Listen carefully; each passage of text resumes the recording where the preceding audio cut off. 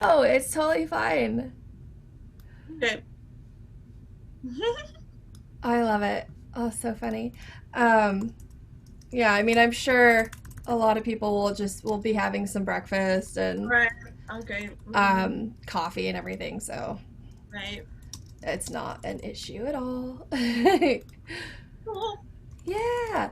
So, what are you eating, by the way? Oh, I found this wonderful. Um. Hello, everyone. I'm Leslie Gaston-Bird, and I'm eating dinner. But I found this wonderful recipe. Before we start talking about women in audio, I found a Yeah. wonderful recipe for a soy ginger glaze. Um. So this lovely dinner has it's just a quarter cup of soy, mirin, a little splash of mirin wine, vinegar. Is it mirin of wine or vinegar? Well, mirin. Um, then you do ginger and garlic Nice. and sugar. Bon Wow. appetit. Very cool. Well, okay, everyone, it's officially 10:30 and we are here with Leslie Gaston-Bird, the author of Women in Audio. And I would just first love to ask and say thank you for joining our group Women in Audio. We Thank you for started in Seattle and we kind of grew just a lot of women around the globe interested in learning about recording and engineering and in all these different aspects. And how did you come to audio Oh wow. initially? Yeah, I love talking about starting in audio. So thanks for asking that question. And thanks everybody who can join, or if you're watching this later, thank you for checking it out. So I first started in audio actually when I was in the early 80s, and we had a VCR, one of those top loading VCRs, right? Mm-hmm. Um, those of you who couldn't enjoy that privilege, I'm sorry, but it was like a top loading VCR, so get the tape down in there, it goes ka-chunk. And I remember I was watching a tape of Alice in Wonderland. Now this was not the Johnny Depp version, and it wasn't the Disney version. It was this obscure version with Fiona Richardson and Yay! Dudley Moore, and Peter Sellers was in there. And Yes! yes, yes, I love that movie. Had the most amazing soundtrack. I I love the agree! soundtrack. I love the soundtrack. So I made a cassette, Oh, I'm so and in excited. order to make that cassette, my dad's just like handed me a box of Radio Shack cables and was like, "Figure it out," And I'm Oh, like, how cool! "How do I get from the, so how do you get from the cassette to a tape and set Yeah. the level so it doesn't distort?" I still have that cassette. It's one of my Whoa! prized possessions. I tried to get my kids into um, that version of Alice in Wonderland, and they were just like, "Meh." I'm like, "Are you kidding me? I love this." I love that. I love that you said that. People who know me know that I love Alice in Wonderland. I actually have that No way. downstairs. I, Yeah. Do you have it on DVD or I have it on DVD. I would love to have the DVD. Oh my goodness. I will go to Amazon Yeah. and purchase a copy because the VHS is not great. Oh, it's so fun. Oh, now I want to watch it again. But I mean, yeah, I mean, Yeah. figuring that out, I think that was my first experience where it's like, how do you get from this thing to that thing? And that we're still doing Yeah. that, whatever, 40 years later, I'm still doing, how do you get from this thing to that thing? Yes. And, now it's Dolby Atmos. How do I get, from, to 12 speakers around the room? And so anyway, I guess that experience, after that, I went to Indiana University. I'm wearing my IU shirt today. Nice. I participated in an IU event. I got my IU shirt on. Go Cool. Hoosiers! And yeah, it was um, yeah. I mean, I didn't even know that audio was a thing. Like, when you Mm-hmm. get those Yep. aptitude tests or whatever, I thought maybe I'd be a veterinarian, or I thought I'd be, in communications. What the hell, I don't know Yeah. what communications is, but I did get my bachelor's degree in telecommunications because there Okay. was no bachelor's degree in audio in 1987 when I Mm-hmm. graduated.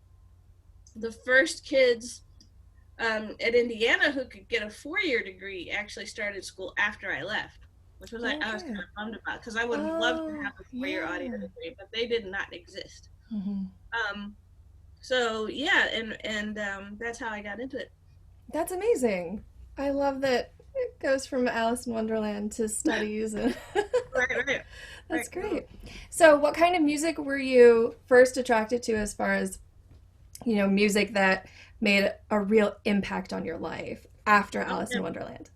After Alice in Wonderland, well, I think the really cool thing about that soundtrack is it's very French Impressionist. You know, even Yes. though it's a British movie, I mean, you still have all those major sevenths and stuff that Mm, Ravel nice. and Debussy and those guys use, and I'm sure that's a very rudimentary discussion of music theory wise where that stuff was coming from. But I love those ornate sort of arpeggios Yeah. and chord structures, and so I'm very much into the French Impressionists. Nice. I love Todd Rundgren. He's a very huge influence on my work. Um, Kate Bush was Nice. um, was an influence. I mean, that song "Running Up That Hill" when it came out, it's like nothing Yeah. sounded like that. It's like, what Oh, is this? nice. It sounds like Yeah. a witchcraft, and what the? It's cool. Nice. So definitely have a listen to "Running Up That Hill." Yeah, because I mean, just imagine hearing that song. When that must have come out when I was 10 or 11. Oh, right. And I'm just like, this is not the Captain and Tennille. That is so Thinking cool. about what was in prime time, what the Yeah. top 40 was at that time. Yeah. So Kate Bush definitely. Um, but I listen to all kinds of stuff. I mean, I was Sure. listening to, if you think about the 80s and 90s, I was listening to LL Cool J and the Beastie Boys, and I was listening to Pink Floyd and Styx, and I was listening Nice. to classical music and Kate Bush, and who were Love some it. of the early grunge girls that came out? Like I didn't Yay.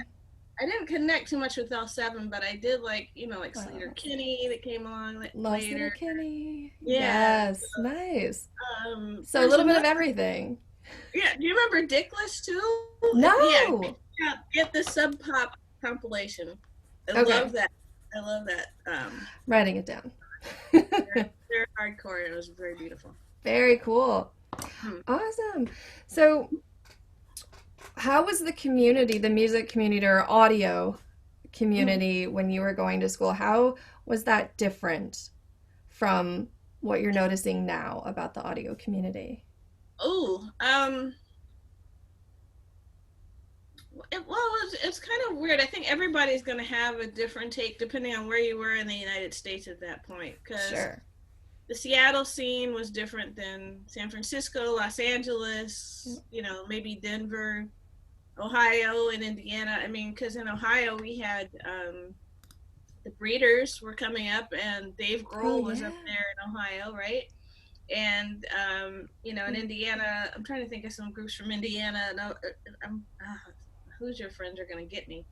But I mean, the college music scene was happening, and Sure. then on the East Coast you had like REM and all this kind of stuff. So like everything was very diverse and Hmm. kind of on its little island. Hmm. Whereas today everybody knows everybody, Everybody and knows there's not everything. that kind of regional kind of difference anymore. Sure. And then in terms of audio, we weren't really talking about women in audio back then. Right. You were interested in audio, you just pursued it. And at IU, I was one of 5 girls, and there were 15 kids in our cohort. So it was like Okay. 30%, not bad. Not bad. Um, and then when I went to NPR to work, it was 50% women. You know, Wow. so this notion, that women are 5% of the industry. When I got off of those two islands, or when Right. I went into the real world, whatever that means, Hmm. um, I'm like, where are all the women? Yeah. Had, between, so this would be between 1987 and 1995. Hmm.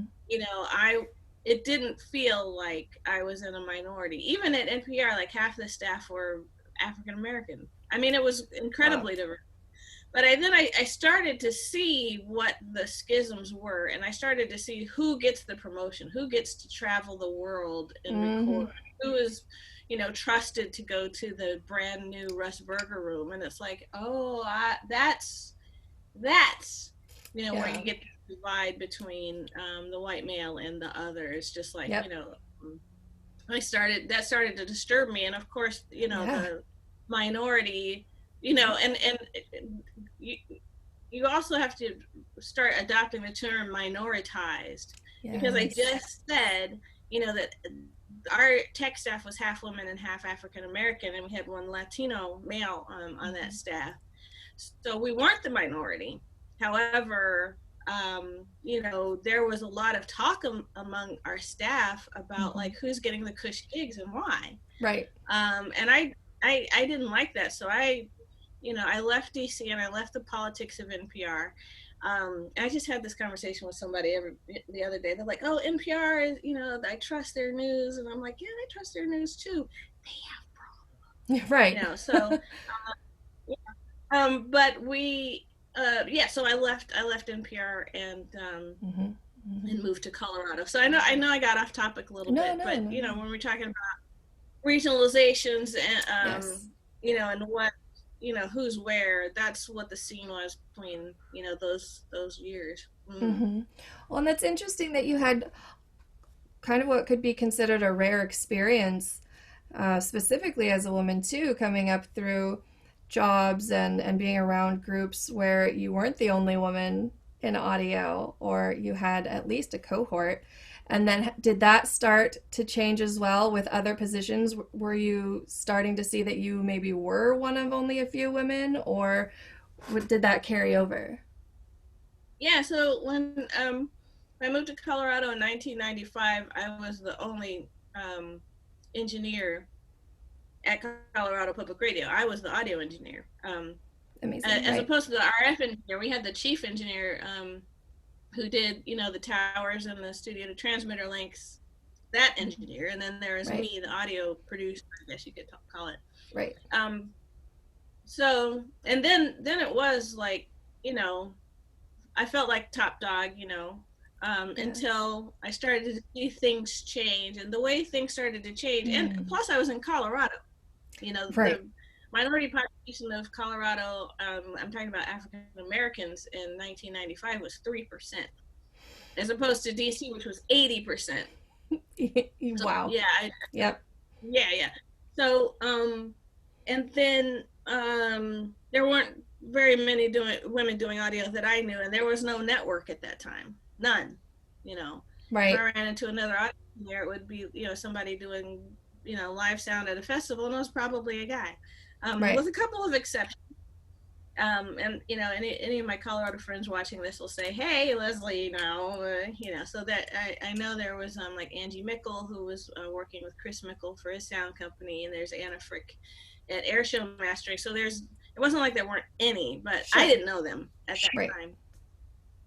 But it would still be, might as well say, 18 years before um, I decided to go on this adventure. So there was a lot of time between, me being an engineer, Mm-hmm.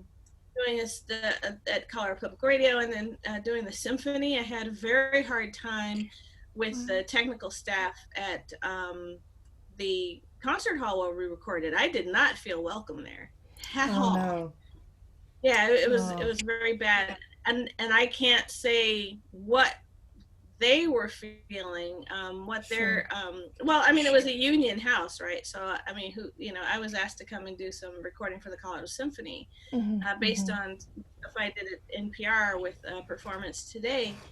And I mean, I it was just this horrible vibe. Nobody ever Right. said anything to me, but it was just, Oh you no. feel it, in your gut Oh when you walk yeah. in a place and you're, do not want me here, Oh yeah. or they're wondering why I'm here, or they don't trust me, or and that was the first time I felt just yucky, you know. Yeah. I just felt yucky. And I so, can totally understand. yeah. So, and it's something that I think bonds us as women, and hearing those Yes. stories, you know. So, Absolutely. Yeah, and especially Yeah. as women of color, I remember even in middle school in Eugene in the Mm, year 2000, I was still one of only a I mean, maybe two, I believe. mm, and mm. and some of my friends were still, I was still called colored by some of my friends who just that's just what their parents said in the year 2000. And I didn't think about it then the way that I can look back on it now, of course, but Right, it's just right. so interesting how you kind of get used to those microaggressions, Mm. and it starts to feel almost normal because that's just how you walk into a crowd or how you're accepted into a group, as just this kind of other. Right, right. And I think it's interesting too because then you start noticing a difference in age because, excuse me, what am I trying to say? A generational difference Right. between how, if you grow up on this side of the of 2000, Mm-hmm. there's a sort of, that you have to fight. It's because you're a woman, and you're like, well, this is the way of the world, and I'm fighting because I'm a woman and I'm a woman of color, Yeah. and it's just the way it is, Right. and it shouldn't be that way. Right. But then you come into this decade or the Mm-hmm. next 2 decades, and you talk to women who are in their 20s, and they're like, nope, Right. this is not okay. And we're going to have seminars and workshops and MOUs and studies, Mm-hmm. and it's great, but it's also I think it leads to a lot of conflict where I think women, Yes. my age, I'll just go make that, I won't make any assumptions, but, women my age are just like, there's a way, that we do things. And I think somebody Mm. called it incrementalism. And I thought, well, Mm. yeah, I know that's like my new word, incrementalism. And it's Mm. like, people, who want this incremental change, just like, Yes. oh, set up a program and a pipeline and then we get people in. And then there's these other people who are like, what are you waiting for? We're going to do it this way now. Look, I fixed it, Mm-hmm. and, Mm-hmm. if there's backlash, it's like their problem. Right.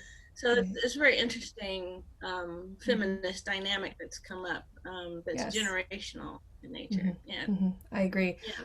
I feel kind of in the middle of that because I think it definitely took a while to even realize that there was a problem, especially with women in audio. I think it was not even until last year that I saw a woman who was engineering a live show for the first time as a musician, on stage. And then it dawned on me, but it takes seeing, an example for the idea to really come to your head and be like, oh, uh, okay, yes, I have not seen this before, and that's a problem. And That why was the didn't I think concept of. about it? Yeah, Mm-hmm. exactly.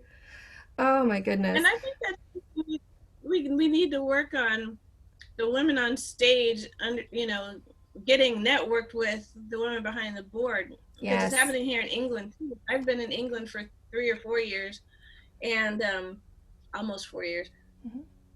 and I see women's music festivals, and they're promoting the fact that we're going to get gender equality in live music performance, and they've never heard of sound girls, Oh, and right. I but and I remember this was maybe 2 years ago. I went to um, a regional music festival called the Great Escape, Hmm. and they were having a seminar on women in music, and I said, and then there's sound girls, and they're like, what, who, Right? and I'm like, yeah, there's women who work in live music, Yes. who should be at your show, running the Yes. board for your festival. Absolutely. So we want more of that. And um, I, sorry, stuttering. No, no. In San Francisco, though, if you talk to Terry Winston and the women at Women's Audio Mission, Yes. one of the things she says is that because of the work Women's Audio Mission is doing, half the time you go into a life club, it's a woman. It's That's like amazing. they're there, and there's a lot of people in San Francisco that don't even understand that why it's not a problem, or Hmm. why it is a problem elsewhere. Because in San Francisco, you see Right. women doing live music all the time. At Ah, least you did before the pandemic. right, of Yeah, course. Yes. So, and oh, that's amazing, first of all, to hear. I mean, especially about mm-hmm, San Francisco. And I love mm-hmm, Sound Girls. I love the network and the community. It's so supportive and strong. And I'm thinking, yeah, I definitely think there should be some kind of networking like that in each city almost, or at least on the state level. And I know here in yeah, Seattle, there really aren't any women who own studios, the mm, mainstream studios on staff. At least there are definitely a few, Lillian Blair and Rachel Field, amazing. But in my audio production program at the college, zero female teachers. I mean, there's and no teachers of color. mm-hmm. So it's, even you would think a place like Seattle, there's the representation is lacking. And so that's what I'm wondering, kind of, what do you think are steps to confront that?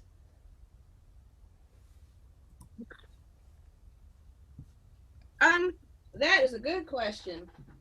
Because right now it's lip service. I think I see a lot of diversity and inclusion statements on website, Yep. and hogwash. Yeah, What a load of crap. They say, agreed.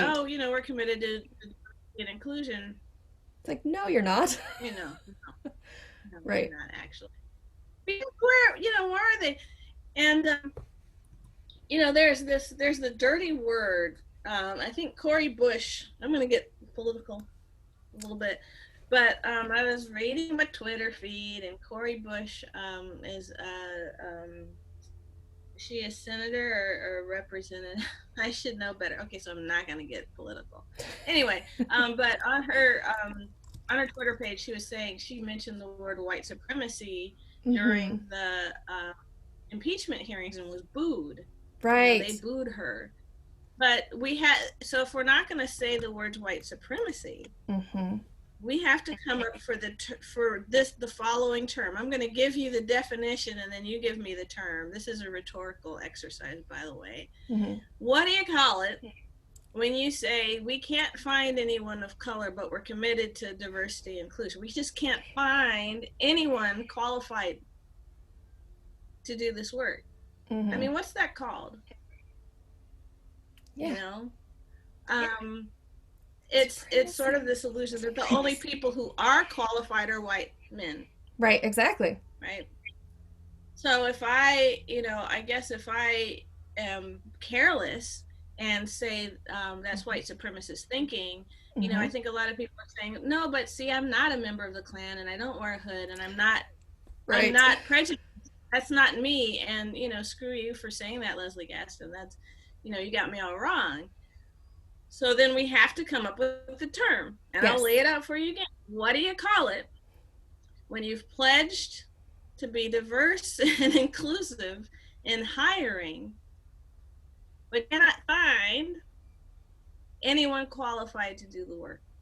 Mm-hmm. We can. I'm happy to do some wordsmithing. We can find that term. I'm happy to use whatever that term is. Right. I Sips mean, tea. I would really just call it some good old hypocrisy as well. Mm, yeah. Oh, but I do think, though. Oh, Leslie, did we lose you? You froze. So I'm going to slow this of my speech so that I catch up with what you're saying. There you are. Hello. Yeah, I noticed my Let's see. computer goes, so I'm just gonna slow down. Nice. There we go. So I want to talk about, kind of dovetailing off of this, your involvement with AES and the Audio Engineering Society, if you want to talk a little bit about what that is and the mission, but also how the Diversity Inclusion Committee began and kind of what that mission is now. Okay, so I'm going to leave my chat window open. So if something goes wrong with my internet, I'll know, I might know a little bit quicker. Oh, sure. But yeah, I love what we're doing with the AES Diversity and Inclusion Committee, and they're very, very supportive. And I trust my colleagues in the AES, when they say that they're, beyond lip service. Right. And but it is an international organization. So when we talk about diversity and inclusion in America, right, the German.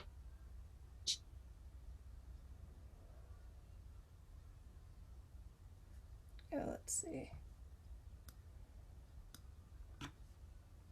Leslie! Japan. You froze again!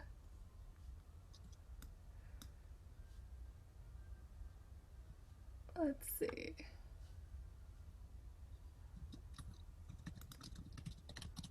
Let's get your connection stable.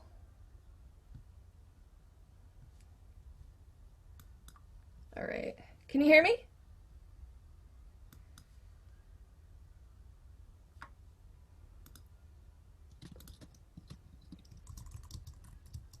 I can hear you. It might be the camera. Dial on my phone or something.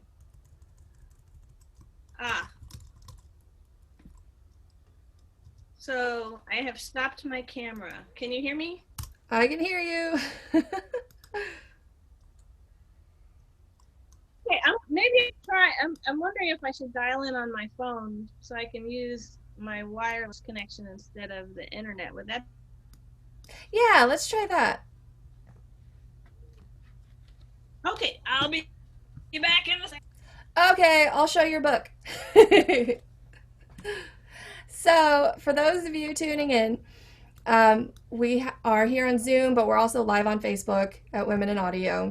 So if you have any questions for Leslie, just drop it in the chat or on Facebook, because I am checking both. But we're here with the author, engineer, Leslie Gaston-Bird, and she wrote this amazing resource, Women in Audio. Whoa, and if I do this, it goes into space.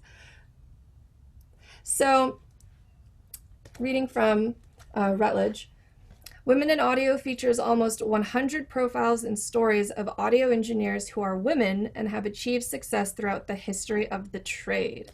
So what I love about the book is that it's split into sections. So we've got a historical overview where Leslie writes about a lot of the different women who have come up in audio and pioneered in the field from World War II, 60s, 70s, 80s, 90s. And then she does talk about outreach and organizations. She just mentioned Sound Girls and the Women's Audio Mission. There's a section on radio and podcasts, and then sound for television and film, which I do want to ask her about in a minute because she works a lot in post-production.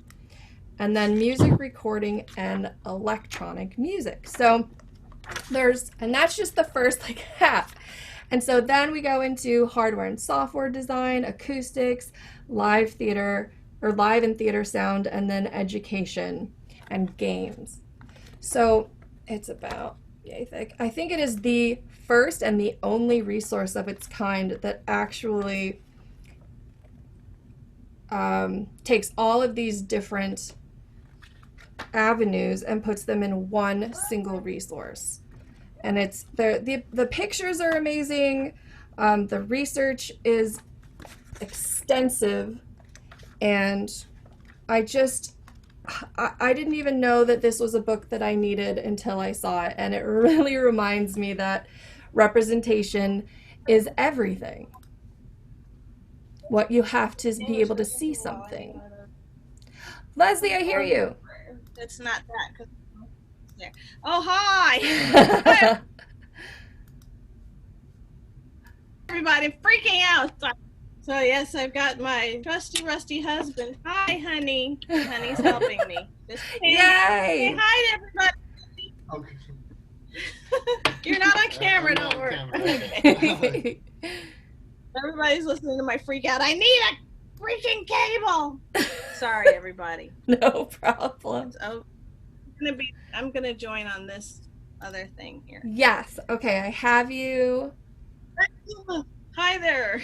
Yay! There we go. Awesome. Perfect.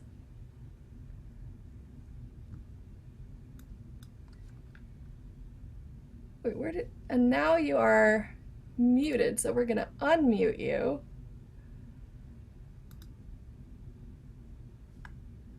Unmute. There we go. Testing 1, 2, 3. Yes. Okay, cool. Guys, hey, thank you everybody for being patient. It's like Zoom Awesome. hell. My Zoom, God, it's ridiculous. It's just, it has been, you know, I'm thankful for it, but yeah. Oh, well, yeah. thanks again for saying you did a great job introing the book, by the way. Oh, I love it. It's been so much fun to, first of all, to discover. You know, it's just what an amazing, not even research. I mean, I feel like there's just so much information available, and I really do want to talk to you about how you researched for the book. But Okay. I want to just, because we kind of got off audio, you were talking about AES and the committee. Yeah, so the AES Diversity Inclusion Committee, thanks so much. I had was just talking about how I appreciate what the Diversity Inclusion Committee has done over the last 4 years that we've been in existence. And I'm thankful that our executive director, Colleen Harper, is so supportive. We have new chairs of the committee, Mary Mazurek, who's also part of the Recording Academy. She's a Grammy-winning engineer. And then Cecilia Wu, who is also, she actually took over for me at the University of Colorado, Denver. Okay. And passionate about women's issues as well. And she did some work at PCRMA, and which is, you guys know, Karma, I can't remember what the acronym stands for, but it's like a big deal. I should know what it stands for because a lot of the women that I interviewed for the book, at least 3 or 4, have Karma roots. Oh, okay. And yeah, so the creative conservator for, oh gosh, I gotta look it up now. I have to. I have no choice. Yeah, no, that's great. But CCRMA stands for the Center for Computer Research in Music and Acoustics. And so Cecilia has her roots there. So they're taking over. And I sincerely believe that, you know, we've made such great strides with the Diversity Inclusion Committee. I mean, we have partnered with Women's Audio Mission to present women in production and women in live sound, you know, and these are all women panels that they're bringing, and they're amazing. Oh, that's great. Those the Women's Audio Mission panels are packed. So you know, it's not I don't know, maybe 10 years ago people thought, oh, if we have an all-women panel, it'll be the women's version of that, and that's not the case. You know, men and women are jammed outside the door to hear these amazing women, Victoria Kaba and Fela Davis, and so that was done. You know, it was the work of the Diversity and Inclusion Committee that made that possible, that made Sound Girls mentoring sessions possible, that made the hip hop and EDM, electronic dance music tracks possible. You know, we're working to make the exhibit floor more diverse, and the workshops and the panels. And so we're doing tons and tons of work, you know, to make the AES Conventions open to all. And we also have, I don't know if you guys are on the Facebook groups, but we also have the how to write a paper. Yes. we want more women and Hmm. underrepresented groups, to do panels and workshops and Yes. academic paper presentations and to get published. And when we start Right. recruiting for, a lot of women are telling us like, I don't know where to get started. Well, Right. we're doing a workshop tomorrow that I posted in a couple Facebook groups. So Yes. please join us for that. So that's what we're doing. Awesome. That's amazing. And I've always found it a strange assumption that having a show or a panel or an event with men will be attended by anyone. Having that same kind of event hosted by women might only be attended by women. And Yeah, it's pretty good thinking. yeah, But that it was a real sore spot. yeah, I'm hoping a decade ago, but it might have been more recently, where one of the complaints was, okay, we're going to have a bunch of kick-ass women do this panel, hmm, and somebody on one of the AES organizing committee said, okay, well, but that's going to be the women in film sound thing, hmm, and then put together another panel with the real experts. Ooh my! yeah. So that's not good, and that kind No, of no, it's thing not good. to be abolished, banned, discouraged, eliminated, so that we can, you know, um, if I don't know, there's a lot of politics behind it, Right. ladies.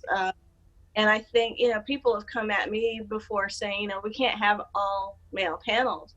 It's like, no, I don't want all male panels. I also don't want all white panels. I Right. also think it's okay to have an all woman panel. So let's do our best. Yep. It's diverse. We had all black panel, so what are we actually doing when we talk about diversity and inclusion and fairness, and what we're really trying to do? Hmm. Those are the conversations that we just have to keep having. Yes, I agree. I think it's okay to have all panel. I mean, it's actually okay. Yes. It's okay. But I think there's some people who say, well, it has to be 50-50 women. It's like, okay, well, which Right. women? Because if now we have, three white men and three white women, what are we doing? Yep. And yeah, I've taken a lot of heat for that. And I can I think, imagine. that's part of the sort of passing the torch, because it's like, it's not, because that's the other thing. It's this thing called diversity fatigue, Yes, absolutely. where the black woman, it's the job of the black woman or the woman of the color or the woman of color to fix it, Hmm. or the woman's job to fix it. Right. And we have, we have to carry the anger and the resentment of both women and men, who come after us and say, you're doing it wrong. Right. Right. Interesting. I Right. think it's very important that we all get on each other's side, and we try to make these events representative of our industry, Absolutely. and so if it's a big thing like an AES convention where there's days and days and hours of content, Yes. I think what we need to do is curate this event so that we're making sure everybody knows they're welcome, first of all, Yes. Absolutely. and saying this isn't just the white experts audio fest, it's yours, Hmm. Hmm. and if we're not doing that, then we fail. Then we just go back to the way it was 20 years ago. I was just doing some other research. The first woman to give a Heisler lecture did so, it was just 5 years ago, where the AES had their first woman to give the Heisler lecture, which is like a keynote. Well, it's not the keynote speak. It's just sort of like this, prestigious thing. Sure. I mean, it's just, and it's a lot, No. and it could be just Yes. Oh or what. no. So that's why we have Right. a committee. Yeah, absolutely.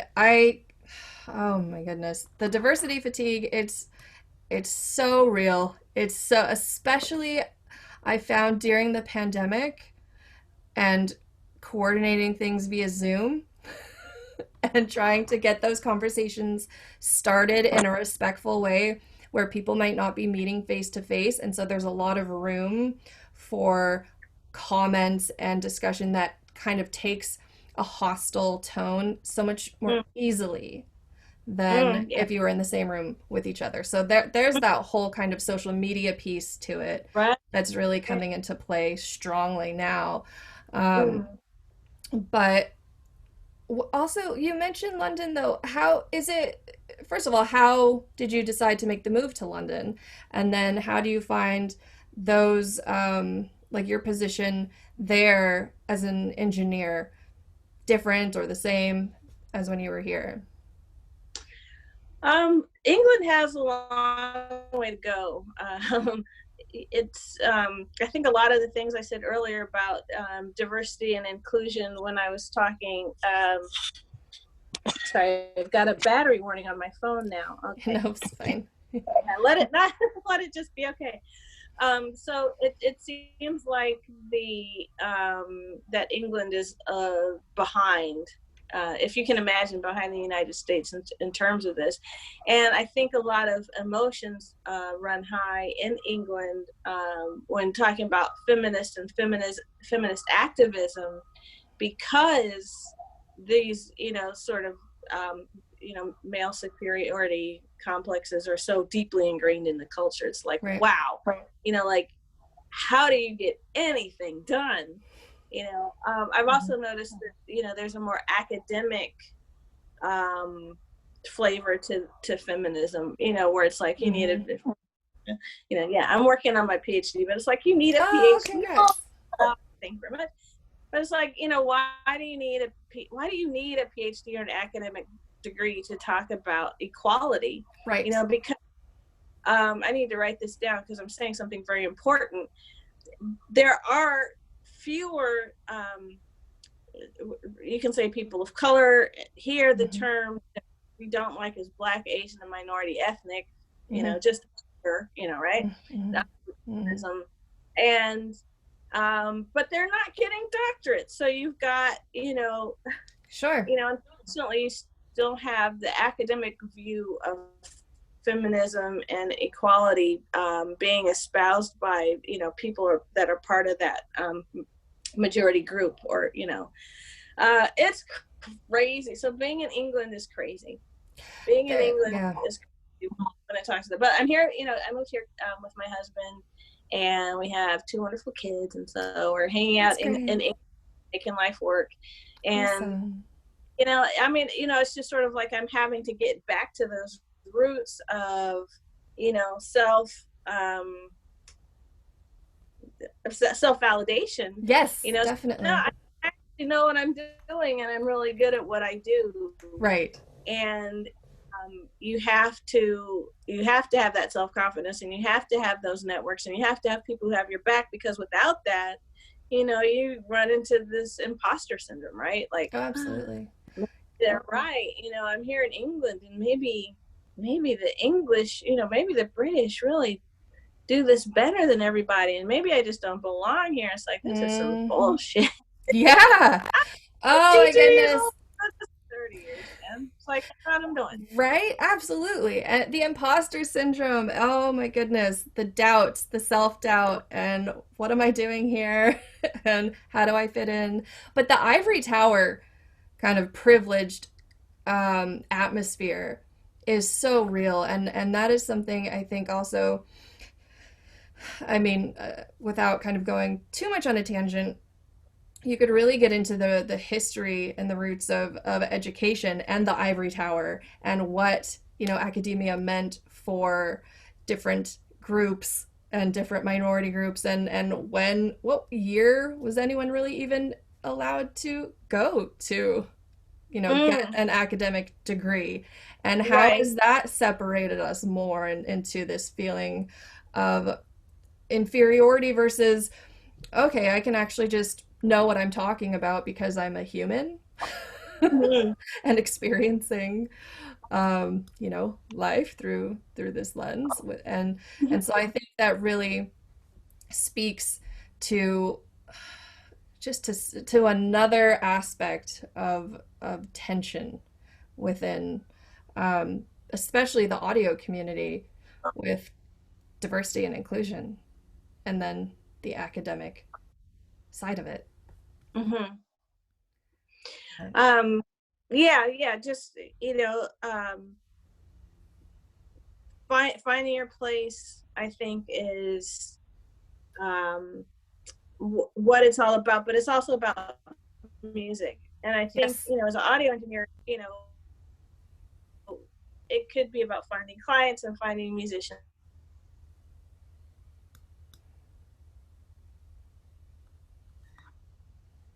Hi there. Can you guys hi, hear me? Leslie. We can hear All you. right.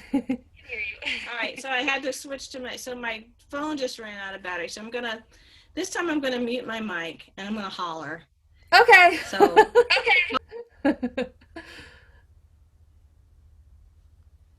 hopefully this will work. Okay. The kids are calling the husband I because love my it. phone ran out of battery. Oh my god. It's like musical Wi-Fi connection. This is crazy. Oh, it's great. So please pardon me. Yeah, of course.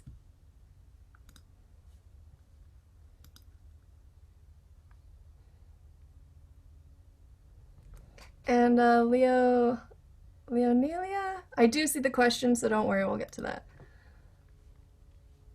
From Peru. Welcome. Oh, and also I should say the website is womeninaudiobook.com. Thank Right. you. Yes. Anyone interested? And you can also go through the Routledge website too. If you just type in women in audiobook, it's the first thing that pops up. So Thank you very much. yes, of course. Oh. Oh, yay! Lauren just bought a copy. Oh, thank you, Lauren. Oh, and I see there's some stuff in the chat window too where it said okay, thanks.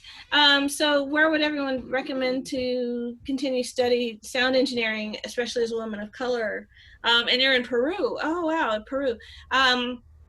I have talked to women in Venezuela, Colombia, Mexico, and Argentina. I remember I talked to a woman in Venezuela. Now, who was it? I think it was Wendy Binus, who's in my book, who moved from Venezuela to study in Argentina. But I do have, I can share my screen. I don't know if that is possible because I have a Yes, copy of the book up. Let's see if I can. you should be able to. I just need to find. I shall. Oh, in a great school in Ecuador. Is that Caridad? If you know if Cesar Lamstein is he in Ecuador? Because he's a great advocate. No, I don't know. Okay, yeah, I think he's a good person to talk to. Yeah, I'm sure there's Uruguay. Yeah, that's where Caesar's from, Uruguay. Thank you. So he's part of our diversity and inclusion committee, and like I said, a great advocate. Let's see. So yeah, I would definitely just leave that to the chat because I'm not. I've talked to some women from South America with varying experiences, but I'm by no means an expert. Let's see.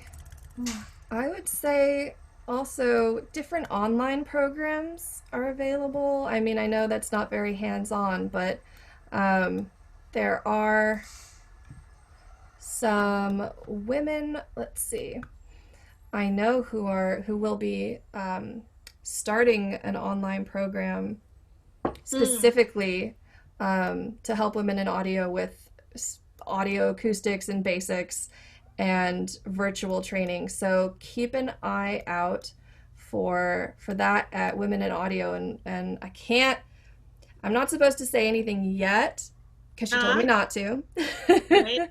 But I will be posting in February, where all this is happening and how to get information and everything next month.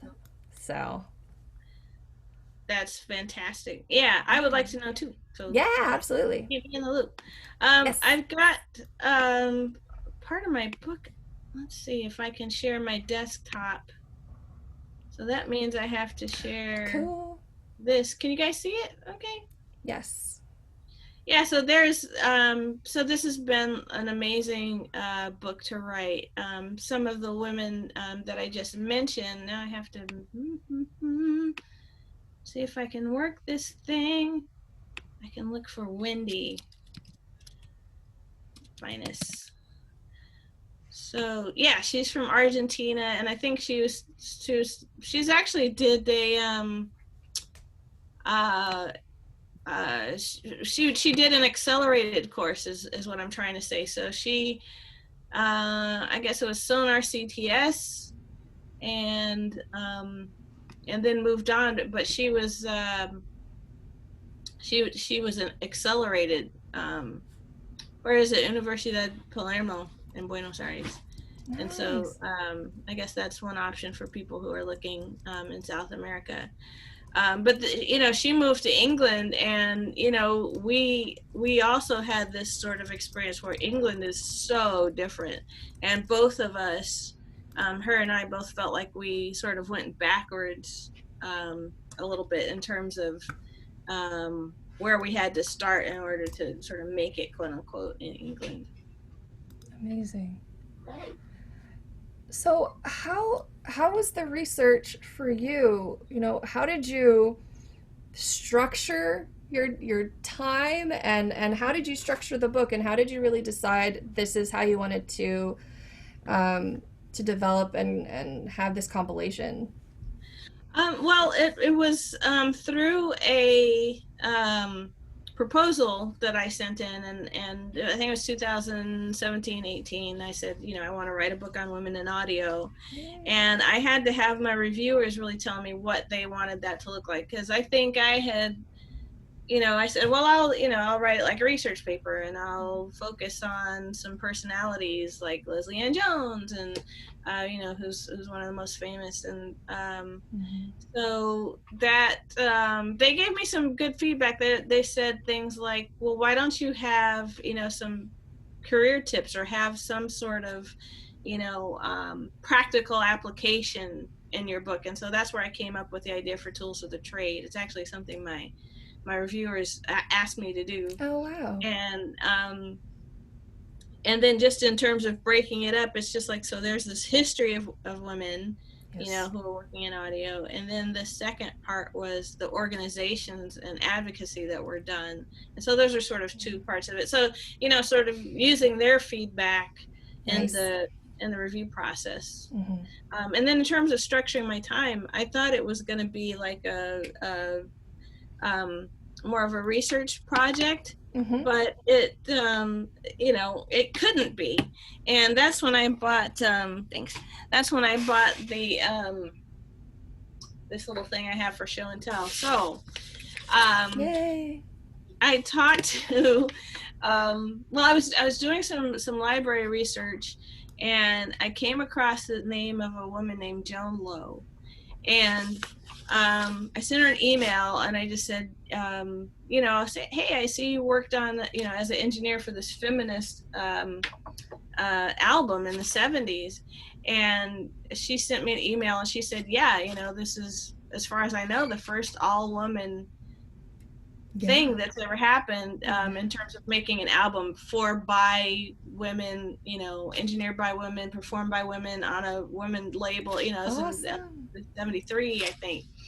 And she gave me this great history of how they were taking equipment all over the Pacific Northwest where you guys are. I think she was in Palisades, and started her own company, and had since retired, and she was 94 when I talked to her. Wow. And she said, I'd like to do everything by email because I can't hear very well. Mm-hmm. Well, I said, thanks for this information, and I was going to get some photos and stuff from her. And then, so that was, I think, in November of 18, and then I could be wrong, it might have been November of 18, and then February of 2019, this guy named Dana emailed me and said, have you been talking to Joan Lowe? And I'm like, yeah, she's amazing. And he said, she passed away. Oh. And I said, yeah, I'm sorry, I'm so sorry. And he's like, do you want me to send you some pictures? Because she had no children. Oh my you know? goodness. And so I said, yeah, I guess, yeah, sure, send me some pictures. Yeah. So it was when, and then I have the pictures that Dana sent me here. Oh. And there's a collage of the pictures in the book, but I just look at Mhm. these and I'm like, so here's Joan. Oh. Yeah. So beautiful Joan. I mean, I even have, a picture when she was a young girl. Oh my goodness. Yeah, so there she is. She's got Joan's crew, so she and her friends, had some Nice. t-shirts made.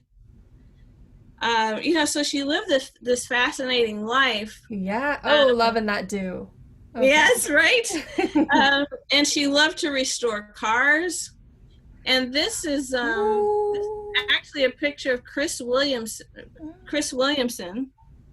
Okay, and Chris Williamson is one of the performers on that feminist album. Amazing. So this is a freaking amazing picture right here in a car that Joan Lowe restored. What would have happened, to these pictures had I not reached out to Joan just to interview her? Right. And so, and now I've been bequeathed with all these amazing artifacts. Oh, amazing. Oh my goodness. So you guys, so cool. That's when I knew I wasn't writing a research paper. Right. Like, this isn't a research paper anymore, Right. I think it doesn't do justice, in my case, in writing this book, I realized that writing a research paper was a real cop-out. I had to talk to people. Yeah. I had to talk to women, who are here. And I got to talk to Lori Spiegel, who did a lot of work in electronic music. She was with Bell Laboratories. Bell Laboratories is a big deal. It's all in the book. Yes. And just getting connected with that history and getting connected with the lives, right? Yes, exactly. And then that's when I figured out, what, I can't just say, it's silly not to make this a living document. Yes. Right. So my publisher was asking me, I think in May of 19, like, so how's the book coming? It's due. Yeah. And I was like, I'm not done yet. I'm on the phone. I'm emailing people all over the world. Taiwan, Africa, India, amazing. Pakistan, South America, and I need another volume. Oh, absolutely. I can see that. I mean, because, some of the women I want to get are the four or five women who were up for Producer of the Year at the Grammy Awards that didn't win. Oh, right. Janet Jackson. Oh. Mariah Carey. All right. So these, because Rhythm Nation, was up for a Grammy, and Janet Jackson was up for Producer of the Year. Didn't get the award. So, which is insane. But that freaking album, like, defined the year. Anyway. Yeah. So that, yeah, I need to do another volume of the book. And so there are 2 times in my life that I had a headache in my body.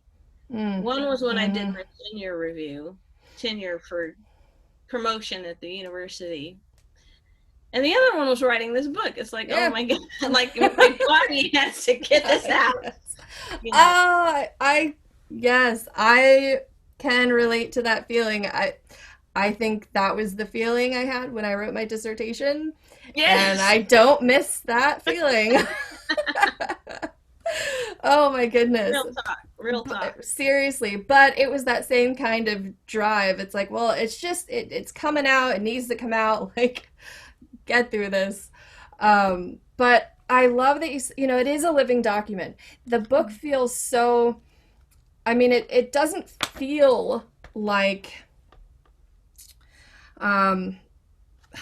I don't really even know how to describe it. It just feels living. You can turn to any page and then you can just be in one of the lives of the women in history or current, or you can pick a topic and you can just kind of flip to it and have some inspiration for the day. And so I Oh, just thank you. I really love that aspect of Thank it. you so much. It is very electric in that way. And I so appreciate that you got those pictures and that you can keep the voices alive because, like you Mm. said, what would have happened to them? And that's a scary thought. You know, how Yeah, many women are there out there right now that, especially in this field, and their stories aren't being told, and who knows where their pictures will go? And, right. I you mean, there's know, another one, Cordell Jackson. Now, hmm this is like the buried treasure thing, right? So Cordell Jackson was a guitar player and recording engineer in Nashville, and she was starting a book on women producers in the area, mm. and she never finished it before she passed away. But Oh my somewhere in goodness. Nashville, Oh goodness. there's a book, Cordell's book, Ah, Now somebody please find that because I want to read it and we need to finish it. it sounds Um, amazing. Daphne Oram, that's another one. And so, Daphne Oram was, invented, she was at the radiophonic workshop with Delia Derbyshire, and Mhm. she wrote a piece in 1948 that was performed for the first time two Oh years my ago. goodness. Yeah, so these are all stories in the book. I can share my Mhm. screen again and Yeah, sure. go back there. So there's yeah. So if we look up Still Point. So the name of her. Oh no. Oh dear. Okay, so Still Point. Yeah. This is Daphne Oram, and she's actually writing sound waves. So she's drawing Whoa. sound waves, yeah, and then you can play those through her like optical reader. And then she did this piece called Still Point for double orchestra and turntable. And What? this turntablist named Shiva, Hmm. Shiva That is. found this piece, Mhm. and actually here it is, Mhm. composer terminus, Mhm. um, wanted to realize that piece, so they performed it at the BBC Proms in Amazing. 2017, right? So, what the hell, Yeah. 1948, a woman writes a piece for turntables and two orchestras.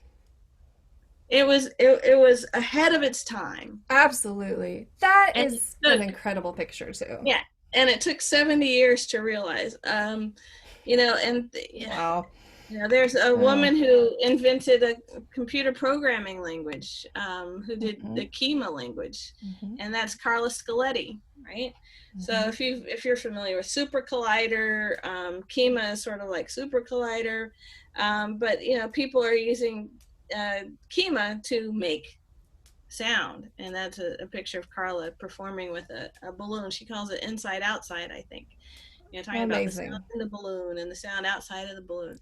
um, and then there's I'm trying to think, and then I talk, of course I talk about the organizations, that Yes. are so important. This is not where I want to go, but let's see, where's just chapter 2? How do I get back there? I don't know how to navigate my own book. But organizations and initiatives, right? So, Yeah.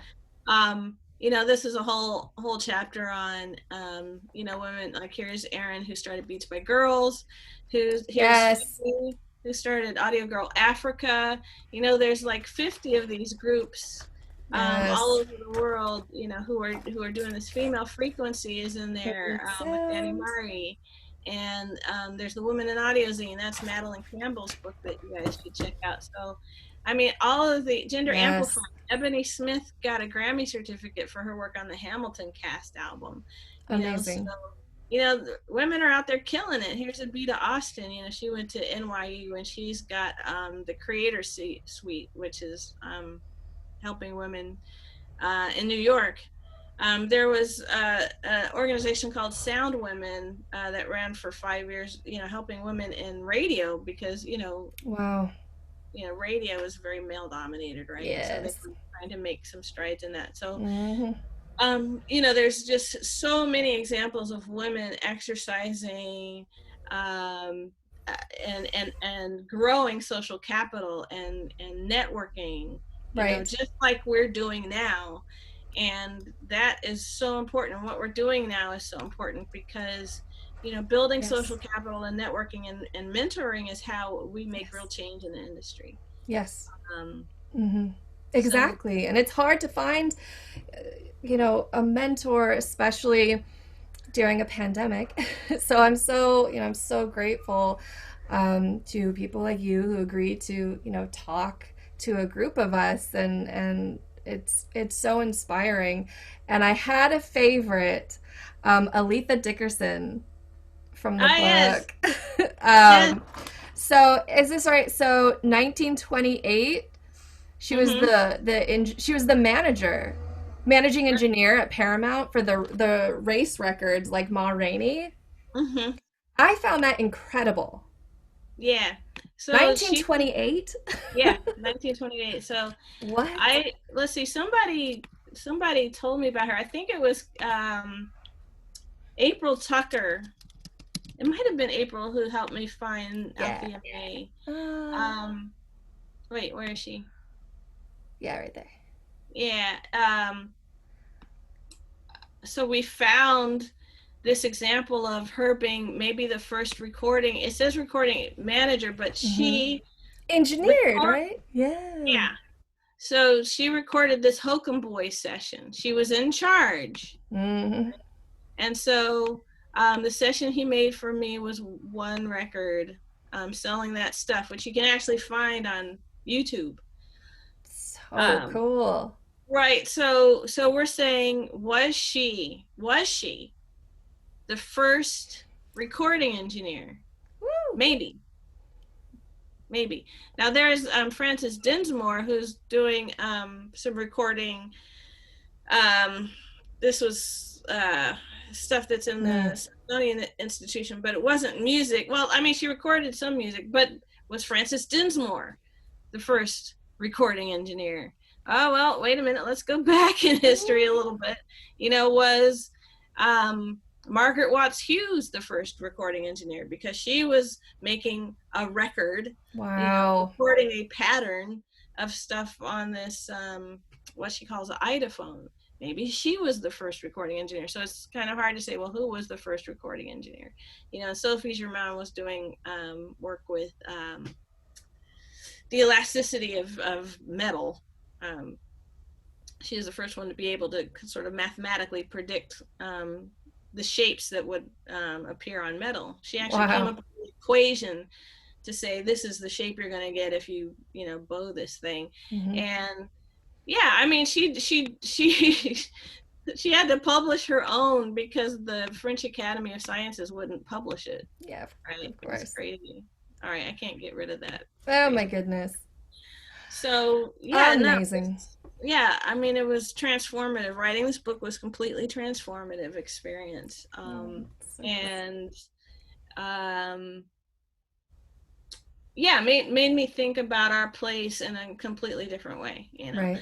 I mean, you show up on the planet, you think, I love music and math and science, and you go out and you play with stuff. There's lots of other people who are doing what you're doing. Hmm. And it becomes a community, and you Yes. become, part of the community. I mean, maybe you don't. I think a lot of electronic music pioneers, women and men alike, sort of talk about, being able to do this stuff in isolation. Yeah. But in the case of women, it's so important to be able to express yourself this way because there's not a record label Yes. in the way. I You agree. can create and make art without somebody telling you you're not good enough. And so Hmm. if you read the book Pink Noises, which is in my bibliography, Hmm. you get to learn about another 36 women, who Yes. the author of Pink Noises wrote about, talking about sort of this feminist realization of self through electronic music. Yeah, absolutely. It's so empowering, especially as a musician, to take that kind of control. And it's very overwhelming and scary, but it's also just such a fascinating world to actually see your music, you know, go through the signal chain and then work with gear, learn what an interface does, figure out Pro Tools, and see, I can see my drum parts like appear. It's just, it's incredible. It's such an amazing feeling. And I mean, learning the gear is a whole other thing, but it's so amazing to actually be able to produce your own sound. Yeah, yeah, yeah. With nothing telling you what's right or wrong, no rule book. Hmm. It's just you and this experimentation and this creation. Yeah. So do you love gear? Are you always kind of having something you're eyeing? Yeah. Mm. I mean, yeah, I mean, I'm trying to invest in some Genelec speakers right now, and I haven't Nice. kind of pulled the trigger yet just because they're so expensive, but they I sound really know. good. Um, yeah, if I had infinite money, I would be surrounded by stuff, but I have mouths to feed, so I have two kids and Yeah. I No, I have to just feed them. Feed them. um oh, no. I love it. Um I wanted to ask you about post production because I think it's kind of a mysterious world a little bit post and you own Mix Messiah, right? Is that Mhm. and so Yeah. but there's a re-recording. So as a re-recording, remixing Yeah, it's a engineer. re-recorded mixer. Yeah. Yeah, so what does that mean? Okay. So, yeah, what a weird term, re-recording mixer. Like you're recording it again, and yeah, I mean, you kind of are recording it again. So, when a movie is done, I have to say I haven't done any Hollywood movies. I've done independent films. Hmm. And so, you go on set, whether it's a documentary or feature, and somebody puts the mic on somebody, Hmm. and the person talks, and the video editor edits it and they give it to you, Hmm. and you're like, okay, there's a person talking, I can't hear any sound effects, I can't hear their footsteps, so then you need a Foley artist and a sound effects editor, and you're like, well, it probably needs some music too, so then you add the music, and now you're making a Right. movie, right? So when you're re-recording it, that means you assemble all these parts and then you re-record the track that's going to go with the movie. So that's where re-recording comes from. And here in England, they call it dubbing. I have no idea why they call it dubbing. The dub. Amazing. Dub is a recording. Where did the word dub come from? I don't know the etymology behind dub. I should. I don't.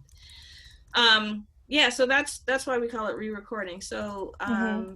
I've done maybe a dozen films, where we're taking Wow. the dialogue, music, sound effects, and making a movie and lining up all Wow. the tracks. And yeah, it's crazy, and it's you know, back in the 80s, if we can go back to the beginning of our conversation, I watched Leslie Ann Jones on the cover of Mix magazine, and she's sitting in front of this board with like 100 faders on it. Right. And I'm like, freaking yes! It's a spaceship! I want to be in the spaceship! Yes. And so there's, Leslie Ann Jones. And then, by the time I've actually established my career, nobody's really using the 100 fader boards anymore. You got Hmm. Pro Tools. Yep. But then you start seeing these tracks, like, I think when you first start recording music, you're like, 8 tracks is enough. And then you're like, 16 is enough. Yeah. And then you're like, you need 256 voices. And you're like, when will I ever use 256 voices on a movie? Mm.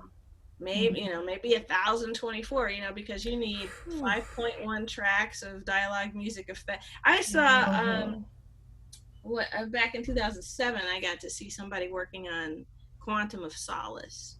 Oh my goodness. And I said, let me see your track layout. And so he opens Pro Tools. This whole thing is being done in 5.1, and he's scrolling down his tracks.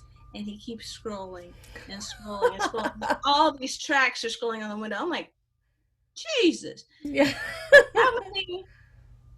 Well, Mhm. and the little scroll bar is like this big, and it just keeps Right. going down. Oh, Oh no. Oh my goodness. Yeah. and for one Amazing. of them, there was a scene where James Bond is on a plane or something, and there's a something was happening with this great big metal chain, and James Bond was stuck, and maybe he's gonna fall out of the plane or whatever. Yeah, yeah. And they had like all these little tracks for the sounds of the chain. Whoa. Like that was one group of tracks, was like the chain going jingle jangle. Wow. And then you have the rotor blades from the helicopter, and then you have the clothes, and then I'm like, God. Wow, that's fascinating. I never that's done a film amazing. that big though, but they get big. Those sessions get big. I bet. So are you working mostly remotely right now then? Yeah, I'm doing remote, all remote stuff right now. I've got a film that I'm doing that was shot in London that I'm mixing in Brighton. Nice. I'm also mixing a podcast, the Justice Democrats podcast, Block Party. So cool. And what else am I doing? Waiting for the next gig and doing some guest teaching kind of thing. So nice, yeah, I'm no longer a professor at a university, so I'm not with the University of Colorado anymore. I'm total freelance business owner. It's crazy to be doing this at my age, but it's also liberating. Amazing. I say congratulations, like more power to you. Thank you. That's super inspiring. Yeah. Well, if you have a minute, if anyone has a question. Oh, I see one in the chat. Why did I move to going to the UK and getting work and making a living there? So I don't know if I took the easy way out, but my husband is British. So I'm here on what's called a spouse visa, and my kids, because their father is British, are British citizens. So I am now an immigrant. I'm an immigrant. It's kind of strange, and so like I'm super sensitive about all immigration policies right now. Sure. Scary stuff. But getting work. I mean, you have to have a right to work permit. I know some people who've come here like on student visas, and it's a lot harder, because like all, I don't know. The UK and the USA have this thing about immigrants. I don't know what to tell you. But it makes it really hard, I think, to stay in a country and find work. But people do it, People do it. I think it's harder now because of the laws, but and I don't know how to give advice in that area, but yeah. Sure. Is there any other questions? Or if no one has any other questions, I also did just want to say a shout out to your the piece on motherhood and audio. I'm not a mother, but I just really appreciated hearing about that, and because there's such a stigma around working women and then working mothers in particular, and in audio, which is already male dominated, I just thought that was really an amazing. Yeah, I mean, there's a Sound Girls Audio Moms group now. Very cool. Thanks for that shout out. Yeah, it's if you want to have kids, have kids. There's not a job on this planet where motherhood is easy. Right. So you might as well be in audio doing what you love, because I think you have the same set of problems, whether you're a computer programmer or right. not. Yeah. Well, let's see. I see on Facebook, my kind of final question would be if you could recommend one album to listen to that you think is the best produced, what would that be? If you had to pick... the Cat. Yeah? The Cat by Donald Fagen was mastered by Darcy Proper. Ooh. She won a Grammy for mastering. That album is the best album. Awesome. Really, really ever. Very cool. I can't wait to check it out. Awesome. Well, thank you so much for your time and for being here and for writing this book and for all the work you're doing with diversity and inclusion. Just a really great honor to speak to you. Thank you very much, and sorry for the technical problem. No problem. It's totally understandable. Thank you so much, everybody, and thank everybody out there. I mean, you guys, we're gonna make it. It's gonna be okay. just take your deep breaths and take things one day at a time. Things suck right now, but I swear it's going to be okay. So believe in yourself. Take care of yourself. It's going to be okay. And thank you for having me. Thank you. And I'll be in touch via email. All right. Sounds good, everybody. All right. Bye, everyone. Good night.